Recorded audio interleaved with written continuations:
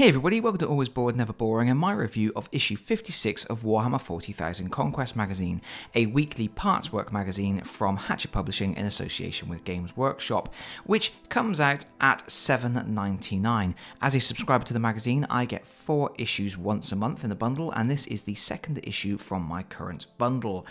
And this issue comes with a whole heck of a heap of Ultramarines miniatures, or Space Marines miniatures, I should say. So what I normally do with this magazine is I look at the products that come with it, and at the end of the video I give a comparison of the price of subscribing to the magazine versus the price of purchasing the products that you get with the magazine at retail prices. The particular frame of miniatures that comes with this product isn't actually available separately at retail. It is part of the Dark Imperium starter set, which is the big full starter set that comes with the hardback rulebook and everything else. And that means the value of the frame doesn't exactly marry up with the value that I'm going to put on it, because I will show you, we will discuss. Here is the frame in question. It is massive and it has a lot of stuff on it. It has a full 5-man squad of intercessors with the bolt rifles. It has 2 lieutenants or lieutenants, depending on where you are, and it also has an ancient with a banner.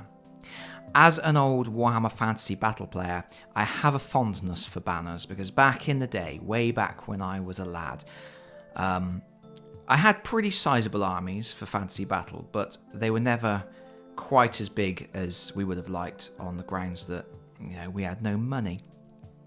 But every army had a banner, every unit within that army had a banner, and we used to always chuck a load of points into spell casting banners and banners to buff morale and things like that. But so there were magic banners floating all over the place on our battlefields, and banners aren't really such a thing anymore. So it's nice to have a banner.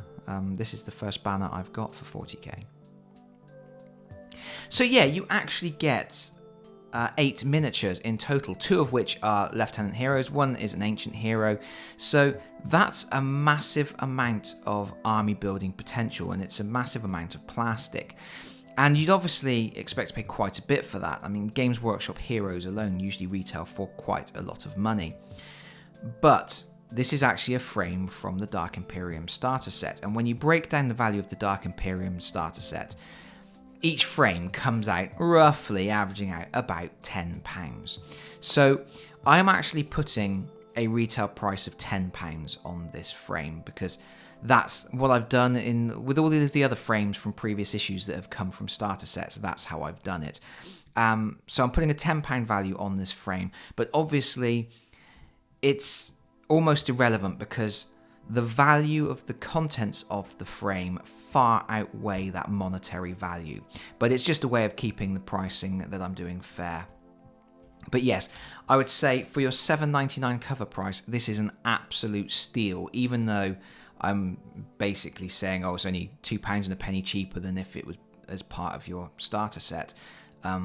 You wouldn't be able to go into a Games Workshop store, buy 3 heroes and a 5-man unit for £8 or even £10. It just wouldn't happen. So this is a fantastic issue with a fantastic amount of content. Very, very good. And obviously, yes, banners. Woohoo! With that nonsense out of the way, let's take a look at the magazine itself. Not surprisingly, we are starting with some background information and fluff on the Ancients. And we've got a little bit here about their battlefield role as morale-boosting anti-infantry types. Some cool imagery, and a painted second company banner.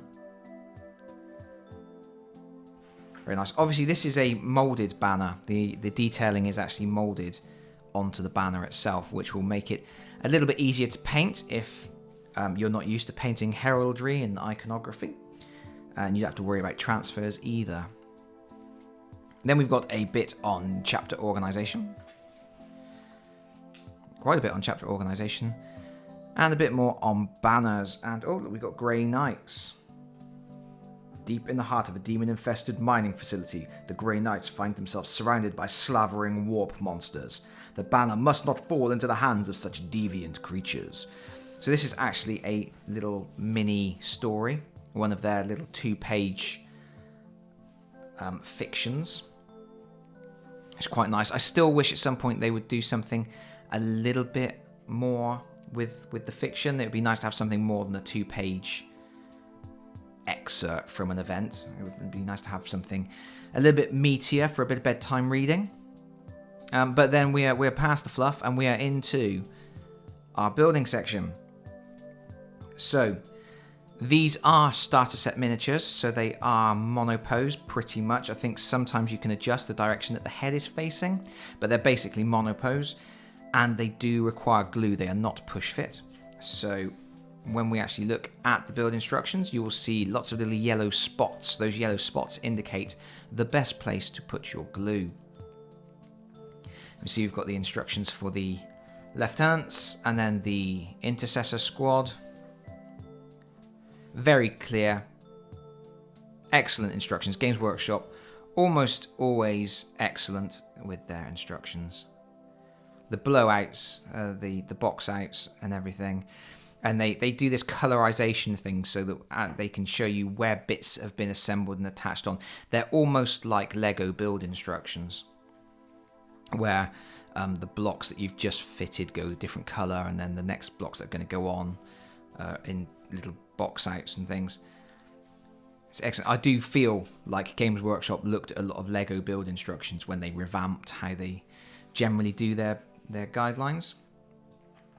And this is everything assembled, and as you can see, like I say, you're getting 8 miniatures, some really nice miniatures, all unique. Every single one's got a different pose, and that's an absolute bargain for $7.99.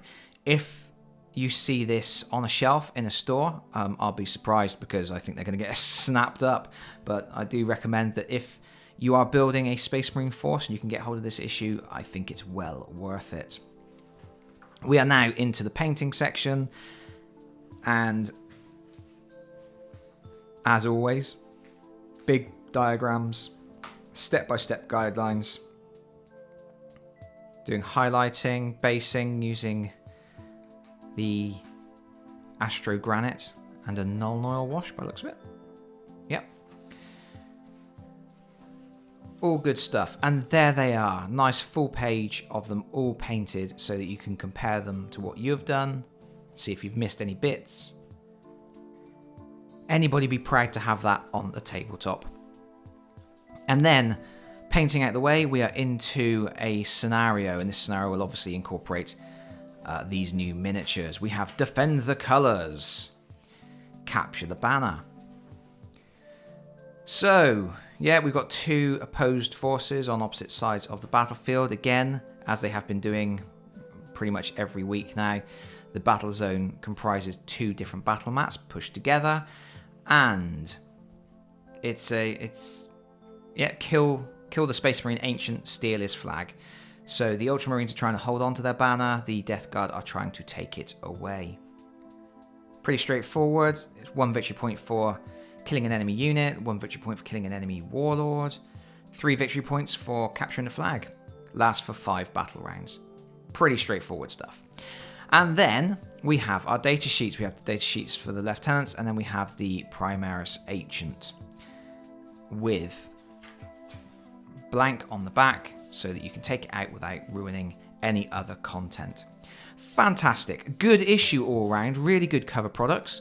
Like I say, cover products that defy the monetary value that I've placed upon them, because they're worth well more than that in terms of what you're getting in the gameplay addition to your experience. And yeah, good painting guide, good bit of fluff. Could be a fun mission trying to steal the banner. Let's take a look at what's coming up next.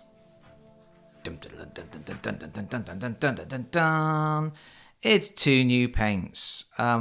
It's good to get paints, but you kind of really need 3 paints to cover your cover price of the magazine. So this is going to be one of those issues where the value of the contents on the cover don't quite match up with what you're paying, and therefore it's kind of relying on the value that the magazine provides to make up the difference.